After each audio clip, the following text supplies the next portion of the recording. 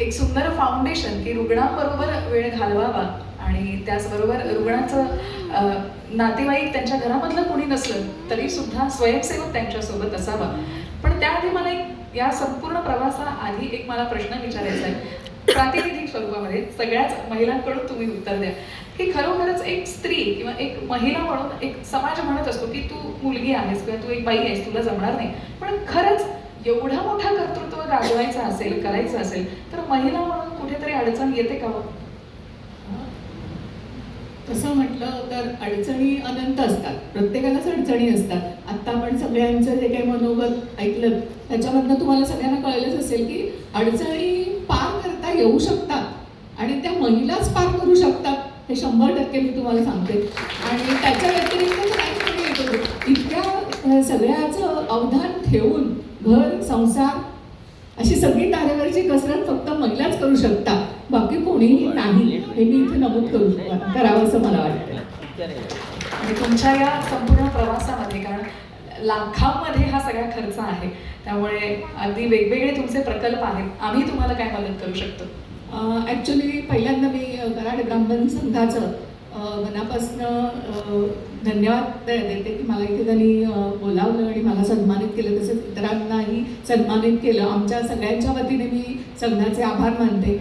आणि इथे उपस्थित असलेल्या सगळ्यांना मी एक सांगू इच्छिते की कधीही तुम्हाला मदतीची गरज लागली तर तुम्ही मला केव्हाही फोन करू शकता. माझा फोन 24 तास चालू असतो आणि 24 तास तुम्हाला मदत उपलब्ध होऊ शकते. तुम्ही कधीही मला कॉल करू शकता. माझा नंबर मी तुम्हाला हवा तेव्हा उपलब्ध करून देईन आणि त्यावरती तुम्ही कॉल करू शकता. यामध्ये जी आम्ही सोबती ही जी सेवा आहे ती विनामूल्य सेवा आहे. संस्थेकडनं ती विनामूल्य सगळ्यांना ती सेवा उपलब्ध करून दिली जाते हॉस्पिटलमध्ये आणि गरजेनुसार घरीसुद्धा ही सेवा आम्ही उपलब्ध करतो.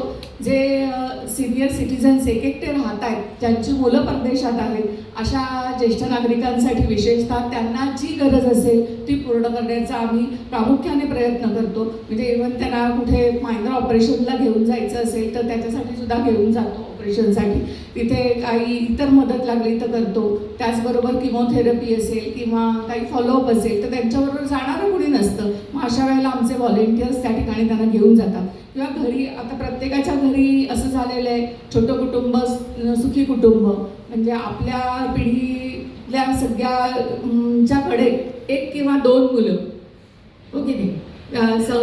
सरकारचा नारा होता छोटं कुटुंब सुखी कुटुंब, त्याच्यामुळे हम दो हमारे दो, त्याच्यामुळे संख्या कुटुंबातल्या सदस्यांची कमी होत गेली आणि मिळणारा सपोर्ट जो होता तो कमी झालेला आहे. त्याच्यातले एक सदस्य कुठेतरी समजा परदेशी असेल, मुलगा परदेशी आहे, मुलगी इथे आहे किंवा दोन्ही मुलं परदेशी असतील तर मग अशा वेळेला पालकांचं कोण पाहणार इथे. तर त्याच्यासाठी ही संस्था 24 तास काम करत असते. तुमच्यासाठी आम्ही आहोत. कधीही तुम्ही आम्हाला मदतीसाठी हाक मारले तर आम्ही नक्कीच येऊ.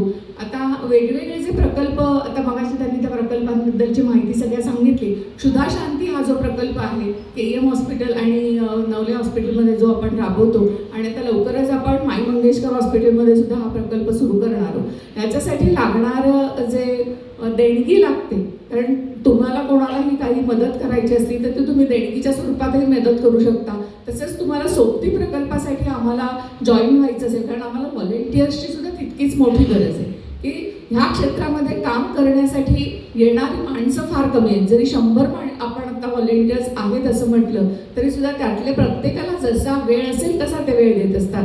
तर तुमच्याकडे उपलब्ध असलेला वेळ तुम्ही समाजासाठी अवश्य द्या. मगाशी पण ताईंनी सांगितलं की तुम्ही तुमचा वेळ काय काय देऊ शकता, तर तुम्ही अर्थ आणि वेळ हे दोन्ही आम्हाला देऊ शकता. तुम्हाला जी मदत करता येण्यासारखी असेल ती अवश्य करा. म्हणजे कोटीभास्कर ताईंना सुद्धा त्या मदतीची गरज आहे, तशीच मलाही त्या मदतीची गरज आहे, तर आपण अवश्य ती मदत करावी. धन्यवाद.